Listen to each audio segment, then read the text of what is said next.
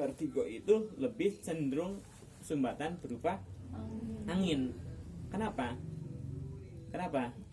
Karena yang kena adalah saraf optikal. Saraf optikal itu ada di mana? Di belakang kepala. Berhubungan langsung dengan organ liver. Sedangkan fungsi liver itu menyerap angin di dalam tubuh. Ketika badan kita selalu diserang angin terus tiap hari, maka liver yang tiap harinya menarikin angin akan terlalu banyak angin. Tegang ke atas areal optikal sehingga muncul penyakit vertigo. Bukan migrain. Vertigo itu berputar seperti pohon kalau terlalu tinggi, karena anginnya terlalu tinggi aja berputar nggak pucuk pohonnya, ya nggak? Karena dia tertahan oleh akar, nggak bisa lari kemana-mana, jadi putar gini pohonnya. Nah itu yang terjadi dalam sistem apa? Holistik daripada penyakit vertigo. Jadi ketika orangnya banyak kena angin, berarti dia banyak beraktivitas, mirip pohon terlalu tinggi. Atau orangnya obsesinya terlalu tinggi, lagi makan cipe tapi kebayangin sate. Jadi pengen banget sate banget, udah gini ini dimakan juga nyambil marah-marah gitu. Karena pengennya sate gitu. Harus kejar, nanti siang, nanti sore, nanti malam harus sate gitu. Itu obsesi. Nah, obsesi terlalu tinggi juga seperti pohon terlalu tinggi. Kalau pohon terlalu tinggi maka anginnya terlalu kencang. Orang yang aktivitasnya tinggi, obsesinya tinggi, amalnya terlalu banyak gitu, terlalu berlebih, itu akan terserang angin. Nah, angin diserap oleh organ liver. Ketegangan liver akan termanifestasi ke organ ke saraf optikal. Ketika saraf optikal udah tegang terjadi vertigo. Itu bedanya migrain dengan vertigo. Ya, jadi ketika terapi dengan menggunakan apa tadi? Kompres apa? Kompres apa? Panas dingin itu kalau migrain itu maksimalkan titik sebelahnya dari keluhan. Sedangkan vertigo memaksimalkan titik saraf optikal. Riat, Bu? Paham tuh? Nah, kalau riat itu bahasa apa? Bahasa Sunda. Riat itu kan secara umum apa sih? Sakit kepala. Enggak? Sakit kepalanya apa nih gitu ya? Ada. Ada di sini. Nah, kalau di sini beda lagi ceritanya. Ini biasanya terasa tebal, kayak ada pakai peci terus, gitu, kayak ada yang nempel terus, nut gitu ya, nut di sini. Coba, ini titik apa nih kalau di sini?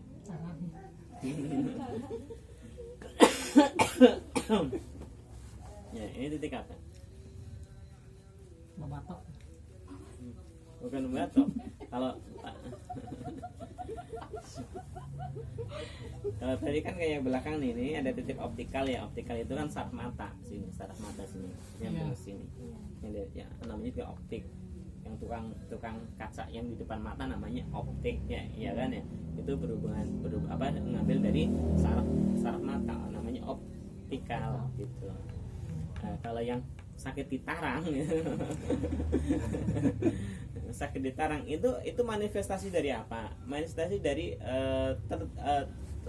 terjadi pembekuan apa yang sering terjadi akibat daripada pola dalam tubuh yang harus mengalir tapi tidak mengalir. Pola dalam tubuh yang harusnya mengalir tapi tidak mengalir, itu biasanya langsung ke sini. Apa tuh? Gak bisa kentut, jarang kentut. Gak bisa kencing, jarang kencing. Gak bisa keringat, jarang berkeringat. Gak bisa jarang Nah, itu juga akan ke sini. Berat di sini. Sirkulasi daripada oksigen yang harus dibuang tapi tidak terbuang. Ya, Ya. saja.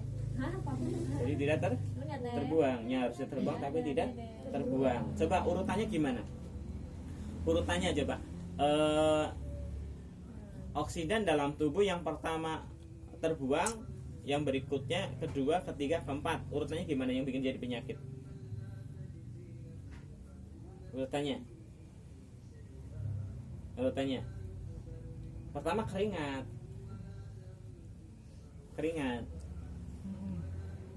Orang kalau jarang berkeringat, lama-lama oksidannya ngumpul. Nah, oksigen ngumpul, lama-lama jadi penyakit. Ya. Ketika oksigen sudah terkumpul, jadi penyakit, terjadi kelemahan fungsi. Akhirnya BAB tidak lancar. Ketika sudah BAB tidak lancar, yang terjadi adalah kencing juga tidak lancar. Terus berikutnya berapa tahun berikutnya ketika ini sudah tidak lancar, maka terjadi sumbatan sampai ke rongga atas, terjadi sumbatan respirasi. Gimana ngebedainnya kencing lancar sama tidak lancar? Betul lancar. Ya udah, saya garanti. Berapa kali sehari? Garanti ya berarti. Kan kalau BAB kan Ini. tiap hari, tiap pagi. Berkeringat minimal itu dalam 1 minggu ada 3 kali berkeringat. Kalau sudah kelewat 1 minggu, pasti terjadi kekacauan, kelebihan daripada oksidan dalam tubuh. Nah, ketika tadi dalam 1 minggu tidak ada berkeringat, maka BAB akan berpengaruh tidak setiap pagi. Kalau BAB sudah tidak setiap pagi, maka oksidan juga akan terhambat dalam tubuh, terjadi buncit. Nah, ketika buncit, maka terjadi penekanan di kantong kemih. Ya, penekanan di kantong kemih, harusnya bangun tidur langsung kencing nih. Ya, atau dalam siklus 5 jam jadwal sholat aja nih, setiap jadwal sholat itu harusnya ada kencing. Itu paling banyak. Atau kalau minum Ya. bagus kemarin. Ya mungkin kalau minumnya bagus. Kalau kayak gini Ya, minum. makanya tadi kan nanti cara penunggalan dari pembuangan ini kan nanti salah satunya dengan minum, dengan istirahat, dengan pola serat dan enzim, gitu kan, dengan pola seimbang aja nanti penanggulangannya. Ya, ketika si BAB sudah tidak keluar dengan baik, tidak tiap pagi, maka terjadi penekanan di kantong kemih, maka dia akan sumbat. 3 hari tidak bisa kencing, dia akan out. Mati. Kencing loh. Nah, iya, kencing itu 3 hari bahaya. Yang berikutnya kalau tidak kencing, otomatis terjadi pengumpulan cairan dalam tubuh. Akhirnya organ, ketika ada cairan dalam tubuh, yang terjadi apa? Organ naik atau turun? Organ dalam tubuh naik atau turun? Ya naik lah. Kan ini ruangan. Ini ruangan. Di dalam itu ada sandio atas, sandio tengah, sandio bawah. Ketika ada cairan menumpuk di dalam tubuh, maka semua sandio akan naik. Nah, ketika sandio naik, coba organ paling atas organ apa? Respirasi. Keluar dan masuknya oksigen dan udara. Otomatis ketika ini sudah terjadi pembengkakan, organ semuanya naik, terjadi gangguan respirasi. Berapa menit, berapa jam kuatnya? Ya. Sekitar ya, paling 20 menit. 20 menit tidak terjadi respirasi, mati. Habis rezeki. Keringat 1 tahun timbul penyakit. BAB 1 bulan, bukan 1 bulan, 2 minggu, 2 minggu timbul penyakit. Kencing 3 hari. Nafas 20 menit. Masa menit 2000? 20 menit. Nah, cara penanggulangannya ini ya di antaranya adalah merubah pola berkeringatnya dibagusin, minimal itu seminggu 3 kali. Pola BAB-nya dibagusin, harus tiap pagi. Pola kencingnya dibagusin, terutama bangun tidur. Respirasinya dibagusin dengan napas tiap detik.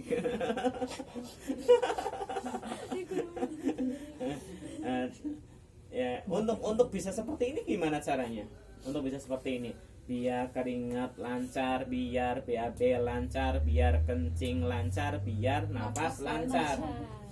Ya lihat dari sini dulu keringatnya nih. Kita berarti aktivitas bisa mengeluarkan keringat. Kapan keluar keringat yang paling bagus? Bukan di siang hari, bukan di sore hari, bukan di malam hari. Kalau siang hari kita mengeluarkan keringat, terjadi kekeringan di jantung. Kalau sore hari kita mengeluarkan keringat berlebih, akan terjadi kekeringan di ginjal. Kalau malam hari kita berkeringat dengan terengah-engah, tinggal pilih jantung atau ginjal. Oh, Itu organ vital semua. Kalau ginjal berhenti, terjadi ketegangan cairan. Ya enggak? Ya enggak? Ya enggak? yes. Iya.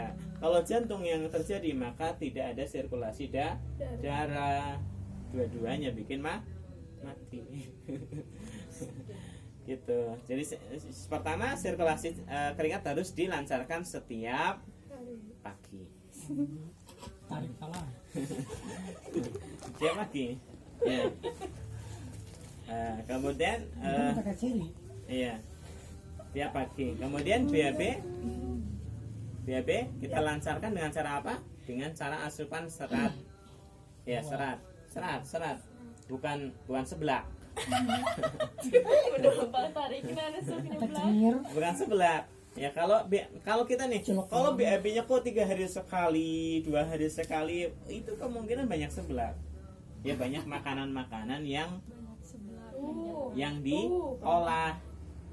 Banyak makanan-makanan yang siap saji. Jadi gendutnya. Iya. Perbanyak serat. Ya, perbanyak serat. Serat itu paling banyak dari mana? Wah, Dari sayuran lah. sayuran. Enzim ya, Bang. Iya, dari sayuran. Ya kalau dari nasi ada serat nggak? Ada nasi. Kalau nasinya bercampur dengan dedak, katul, itu serat. Enak, Bu. Namanya talbina. Talbina. Betul. Ya jadi kalau di selipan itu ada cangkangnya dulu namanya huut badat. Keduanya ada yang agak kasar sedikit namanya dedak. Ada yang lembut lagi namanya bekatul. Nah, bekatul itu namanya talbina. Nah, yang berikutnya baru beras. Nanti kalau beli beras 1 kilo tambahin segenggam bekatul gitu. Nanti seratnya banyak. Iya, rambut. Enak nih makan. Iya. Gresek itu. Iya, kalau udah biasa enak. Itu seratnya nanti banyak. Kalau serat bagus, maka BAB juga akan lancar. Kemudian ketika BAB lancar, kencing nanti juga akan lancar. Ketika keringat lancar, BAB lancar, kencing lancar, maka respirasi akan lancar. Insyaallah. Ya, selain tadi masukan apalagi? Pola tidur, pola kerja, pola istirahat dan pola kerja.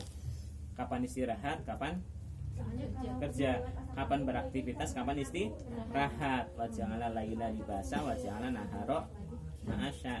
Siang untuk kerja, malam untuk istirahat. Jangan mentang-mentang terapis laku. Siang kerja, malam kerja. Silahkan. Jadi siang kerja sebanyak mungkin, malamnya buat istirahat. Kapan istirahat yang paling bagus adalah di mana badan itu sedang bermutasi, berubah. Kita itu transformer ini. Dalam itu transformer bisa berubah. Siang dengan malam itu beda. Siang itu menggunakan saraf simpatik sehingga mengeluarkan enzim adrenalin. Kita bekerja. Makanya Allah waja'ala naharo ma'asya. Karena ada saraf udah disiapkan sama Allah untuk bekerja. Jangan buat tidur. Kalau buat tidur menambah loyo nanti. Iya, karena di sana ada adrenalin. Adrenalin ketika ditutup maka dia akan melemahkan badan. Dia akan menyerang sendiri, akan balik menyerang sendiri. Makanya harus digerakin. Kalau digerakin kita makan aktivitas makin bagus. Tapi ketika di malam hari kita berubah dari simpatik ke parasimpatik. Itu mengeluarkan hormon melatonin. Ya, mengeluarkan hormon melatonin. Ya, mengeluarkan hormon Melatonin yang fungsinya untuk apa? Untuk mengobati, untuk mendandani semua infeksi, semua kekurangan, semua kelemahan, semua sumbatan yang terjadi di siang hari ketika digunakan oleh hormon adrenalin. Jadi tidur kita itu sudah terapi. Kapan dimulainya kita tidur adalah ketika sudah selesai kewajiban, yaitu salat isya. Ketika salat isya sudah selesai, itu maka akan terjadi penghangatan tubuh. Penghangatan tubuh dimulai dari jam 9 malam. Katanya jam 9 itu sudah menutup mata. Ya. Jam 9 itu sudah menutup mata. Maka di sini ada tri pemanas namanya. Tri pemanas itu ibarat api dari kompor. Apinya, coba api kalau dinyalain pertama kan dia masih dingin, tapi kalau lama kelamaan dia makin panas kan. Nah itu tri pemanas dalam tubuh kita. Itu mulai jam 9 itu sudah mulai hangat, trik, mulai panas jam 10, 11, 12, paling tinggi itu jam 1 malam. Lagi tingginya udah lagi asam, udah mendidih. Semua racun, semua sumbatan, semua oksidan yang berlebih dalam tubuh akan dimatangkan, akan dibuang ke kantong kemih yang nanti sirkulasinya gini, sirkulasinya itu ditarik ke ginjal, dimatangkan di limpa, diserap di liver, ya, diserap di liver, dibuang ke kantong empedu, ditembak lagi ke dalam kantong kemih, yang lebih dibuang nanti pas bangun tidur jadi urin, ya, jadi urin yang masih bisa dipakai nanti disimpan di kantong empedu. Makanya bangun tidur itu harus kencing. Bangun bu, koneng itu sama. Iya, bangun tidur itu pasti kencing, itu yang normal. Kenapa? Itu tadi prosesnya. Buru panas. Panas ada. Kok ngehel? Iya, paham. Jadi tadi kembali ke tadi pertanyaan tadi, fungsi daripada kompres dingin panas itu untuk melembabkan. Lepas deh. Iya, jadi kalau ngompres itu jangan panas mungkul. Ya, kalau ngompresnya panas mungkul yang terjadi kering. Kalau ngompresnya panas aja nih, nggak pakai air dingin, terjadi kering. Dalam kering, lagi pusing, tambah pusing. Ngompres itu dengan lembab, dinginkan dulu, baru dipanaskan, yang terjadi ya, yang terjadi lembab. Itu fungsi daripada kompres. Barakallahu fikum, semoga bermanfaat. Assalamualaikum warahmatullahi wabarakatuh. Waalaikumsalam.